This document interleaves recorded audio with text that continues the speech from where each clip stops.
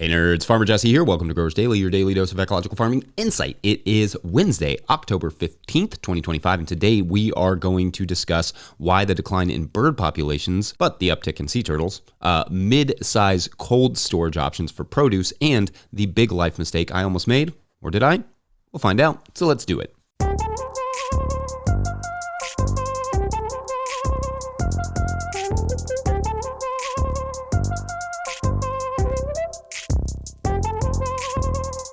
All right, happy Wednesday, everyone. I hope you all are feeling fine at this midweek check-in. The mornings have been relatively chilly here, so I've been moving relatively slowly during those mornings, but got some good harvesting done yesterday, a little mowing as needed, some random odds and ends here or there. Nothing super exciting, but once you get past that little bit of cold, it's suddenly the nicest working temperatures ever, so I find myself just enjoying whatever it is I'm doing. It's a good time of year to get those jobs done that you've been avoiding because, well, at least if nothing else, it just feels nice to do them. I, for example, fixed part of my fence finally because I just wanted an excuse to be outside for a few more minutes. So cheers to that. All right. So today I thought we'd discuss a recent update to the International Union for Conservation of Nature Red List, as you do on Wednesdays. This list is generally considered the international authority on species health. Basically, the report said some expletives. Okay, not exactly expletives, more like implied expletives, specifically that 61% of bird species are seeing declining populations, up from 44% in 2016. Now, that is a little misleading because it doesn't necessarily represent a nearly 20% jump in 10 years, but rather it represents better reporting. So effectively, we are just better able to tell how incredibly crappy birds are doing right now. A big percentage of the cause of this is deforestation. Birds, it turns out, need trees. So when we cut them down, the bird populations see natural rapid decline. Now, the nice thing about this is when managed thoughtfully, healthy forests can help rebound these populations quite effectively. Quoting the Times article on the report, quote, "Birds can recover when given the chance, as shown by two species from the island of Rodriguez in the Indian Ocean. Historically, forest clearing and livestock grazing decimated birds there, driving most to extinction. By the 1970s, the island's last two native bird species, the Rodriguez foti and the Rodriguez warbler, teetered on the brink with just a few breeding pairs each. But as conservationists stepped in to restore the forests, the birds came back. With this update, both species moved to least concern." That's fun. End quote. I love these sort of stories because it shows, yes, we make huge mistakes, like epic ones, but also that we can correct them with good ecological management. Of course, I don't need to sell anyone listening to this podcast on the importance of birds. They manage mosquitoes. They help protect trees and plants, which in turn protects our food and oxygen and water. They help the soil fertility. They help spread biodiversity through the spreading of seeds because they require a wide range of foods and habitats. Birds are also a reflection of the health of our planet, and the fact that they continue to decline isn't the type of thing you really want to see in that reflection. Another animal found to be sort of falling in this report were Arctic seals. This is important because their decline is largely due to the melting of sea ice.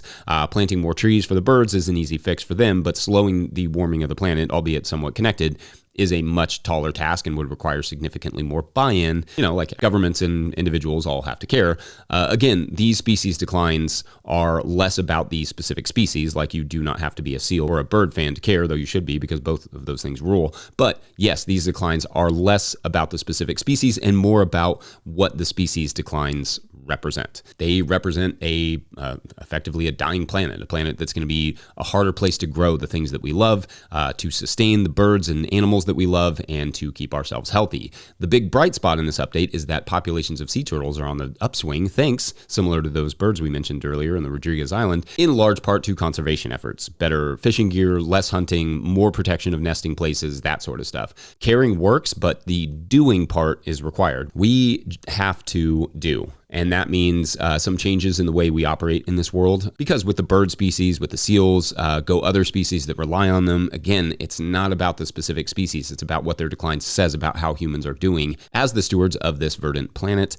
And frankly, we're not doing great, but there still is time to turn it around. So I hope we can all get behind farming and living in ways as much as possible that we can, help grow species richness and numbers. Remember the story I told on here about the diner with the time traveler where, they would go back and to pick up produce from a time when we could actually effectively grow produce at a decent price in a climate that was working.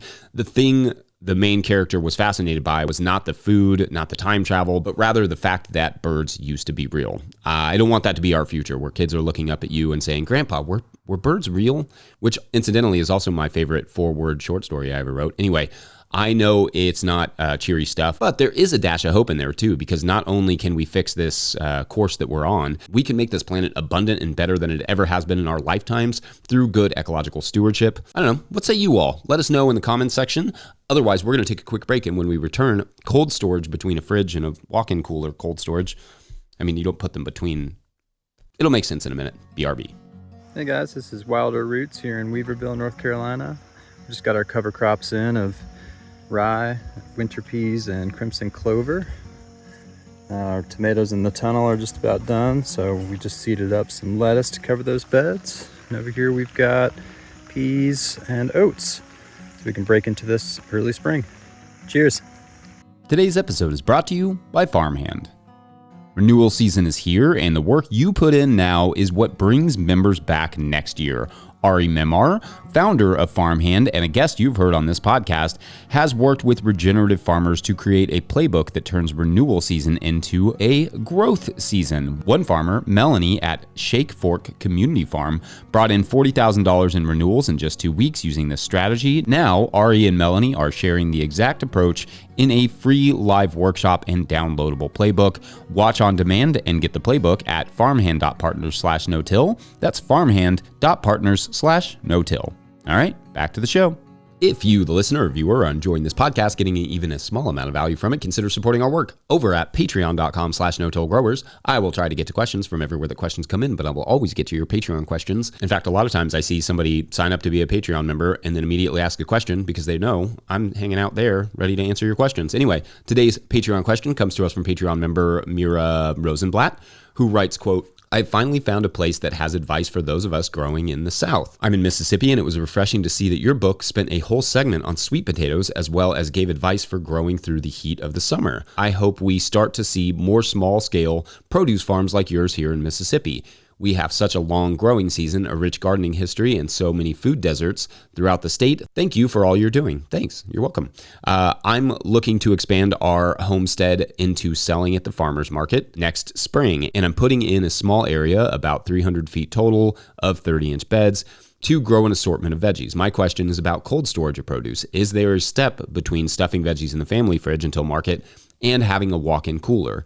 Getting a walk-in feels like a big investment for my size, but I don't think all the lettuce, carrots, etc. will fit in the family fridge. Get another fridge, maybe? Thank you. End quote. Okay, great question here. Thank you. So first, I should say that when I started growing, there were almost no resources for growers in the South either. Luckily, we had Pam Dalling, who writes for Growing for Market magazine, and that was helpful, but most of the growing information, especially as it pertained to small-scale biointensive vegetable production, was coming from the North and or, the Pacific Northwest, which wasn't always helpful to me. In fact, when we first envisioned no-till growers, we thought about kind of splitting it into 4 or 5 groups, one like cold climate, warm climate, arid climate, subtropical climate, and tropical climate or something like that. You could possibly also add high altitude in there. You could do it by regions, but whatever. The reality is that we did not and do not have the money to really dive into that level of nuance, but it would be rad because sure, maybe someone in, say, Southern California or Northern Ontario or wherever you may be can glean some tips from my work here in Kentucky Zone 6B sometimes, but they probably would get a lot more out of a grower from their climate. And that person doesn't always exist in an accessible way. And as I've said before, I think AI is going to increasingly make it less worth creating context-specific content by oversaturating the content creator space with plagiarized content. So in my opinion, that fact is only going to get worse, unfortunately. Anyway, storage. Yes. So there are options between another fridge and a walk-in cooler, but those can also be affordable as well. In fact, a fridge on its own can handle quite a bit of produce. So it could be as simple as buying 1 or 2 older fridges and using those for storage. Some fridges you can even change the temperatures on. So in theory, you could even store something like tomatoes and potatoes longer term in a smaller fridge. But the simplest option, in my opinion, is just to find a room, a closet, or just build an insulated box in a barn or a garage and shove a CoolBot and AC unit in there. The CoolBot system is pretty simple and it converts an AC unit into a compressor.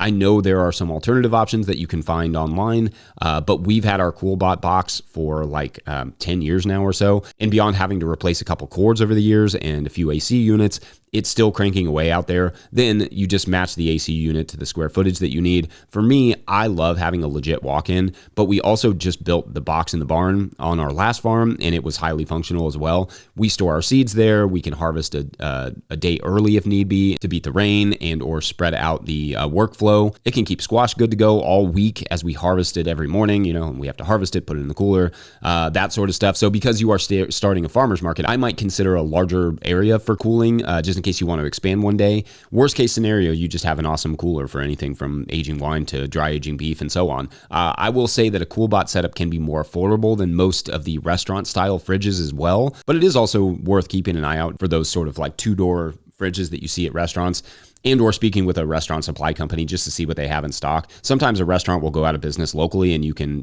snag a fridge for a fairly reasonable price.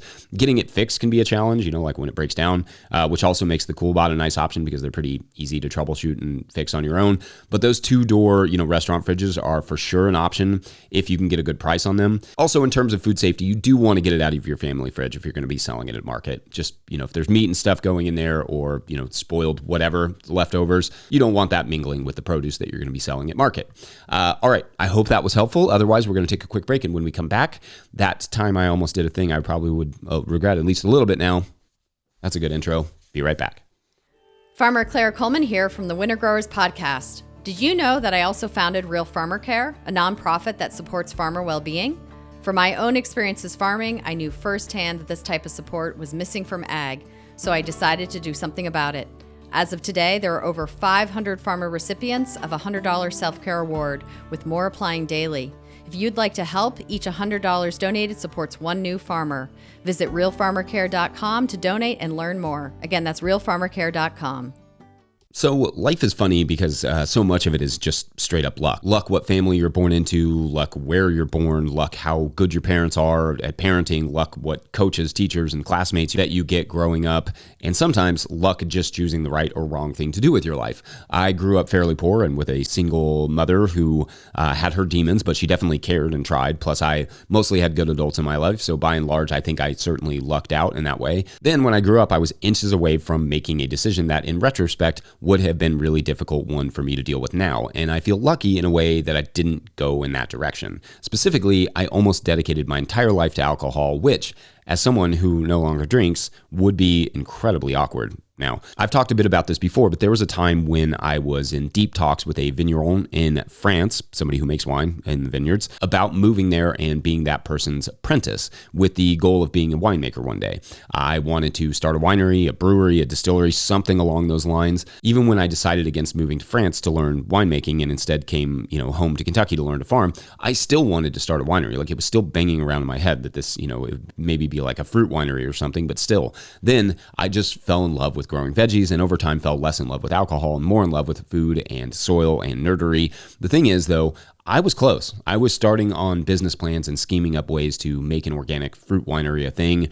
Today, though, it isn't just that I don't drink anymore, that I'm glad I didn't go that route. I suppose I could still run that business without drinking, though I could have also probably just as well sold it. But I'm also glad, just because alcohol sales are on the decline nationwide. Fewer young people are drinking, so it would be a really hard business. This is partly because of an uptick in general sobriety, but also in saturation. There is more competition from seltzers and other drinks than there used to be for a declining market. To be clear, I still think wine can be amazing even if I don't drink it. It's a special, nerdy, microbial concoction that in many ways shaped human history. Ditto beer. The microbial interactions required to make wine are absolutely fascinating to me, and I spent a significant amount of time trying to understand the different types of fermentation, of yeasts, of how it all worked and created amazing flavors. But now I think back to how close I was to being a winemaker, to dedicating my life to a product I no longer consume, and wonder what the lesson is from that. And I don't know that I have a great lesson, but I do think there is something to be said for when you get to that point in your life where you get to make decisions about who you are and what you do, choosing to focus on something that you and the world needs, like food, more than something the world actively wants to quit sometimes, like alcohol, is a really important moment. Again, who knows? Maybe I would have built something cool and could have, just sold it and moved on to something else when I decided to quit drinking. Or like I've argued for folks in similar positions before, maybe I would have just pivoted to mocktails sales and juice making or something. Who knows? But I'm thankful that I focused on food. Hard to say how long I'll be able to do it just physically, but at least I know I'm never going to quit food. That to me seems like a good approach to choosing a business. Choose something that even when I decide I no longer want to do the work or no longer can do the work, I will always enjoy that product. Not sure if that was a fully formed thought, but what do you all think? Did you almost go down a career path that you look back and think, whew? I'm sure there are more than just paths I could have taken that were just alcohol for me, but wine and beer were huge parts of my life. Deep down, though, I knew I would probably back away from that at some point, but I didn't really think teetotaling would be such a widespread phenomenon. That is the type of stuff that is much harder to predict. Anyway, I think Wednesday and this rant are both done. Thank you all for this weird platform that I get, where I get to just like ruminate on these weird ideas banging around in my head in real time. So shouts to that. But don't forget, if you want to support No-Till Growers or That Fact, you can do that because we are now officially a nonprofit 501c3. So donations, they're tax deductible and greatly appreciated. Please make sure to like and subscribe and or follow wherever you're getting this podcast. That's an easy way to help us out as well. Enormous thank you to all of our show sponsors. And if you'd ever like to sponsor the show, you can reach out to Farmer Michelle at no-tillgrowers.com. Huge shouts to Willie Breeding for the theme music and Mike Hilbert for the production help and editing. Also, shouts to Epidemic Sound for the background music that you can hear. That's my water break. That gets me ready for the story at the end. Pick up a hat or a copy of my book, The Living Soil Handbook, at no-tillgrowers.com to support our work. Big thank you to everyone over at patreon.com/no-tillgrowers, where at a certain level, or if you just bump up from one level to another, or you sign up in the month of October, you get a shout on the show. So big shout outs today to Finding Ground and Rachel Phillips. Good stuff. Thank you all for signing up. It keeps this story going. So as you will remember, our dancer, Raj, was hit by a car tragically, and as a result, lost his legs. Raj had spent his whole life, swing dancer and teaching swing and all these things. And he took this incredibly hard at first, as anyone would. But the one thing he always loved about swing was the mixture of, the set moves, but with the improvisation. He started to think about his loss of legs just as another situation that needed some creativity, some improvisation. He started figuring out ways to not only get around efficiently, but even ways to dance. Indeed, he was now dancing in his chair, using his arms in ways he hadn't before, and started even coaching other people who were also reliant on wheelchairs or canes or crutches to find a way to dance, to enjoy music and enjoy being out. It was a whole world he'd never seen, and he began to fall in love with it, with the new friends, with figuring out ways to introduce them to swing. But in the back of his mind was always his doctor's words, that this doctor knew people who could, quote unquote, grow legs. One day he decided to give the number on the back of the card that the doctor had given him a call. What could be the worst thing that happened? That is for tomorrow on the regenerative dance. Yeah. All right. Thanks for watching and or listening. We'll see you then. Bye.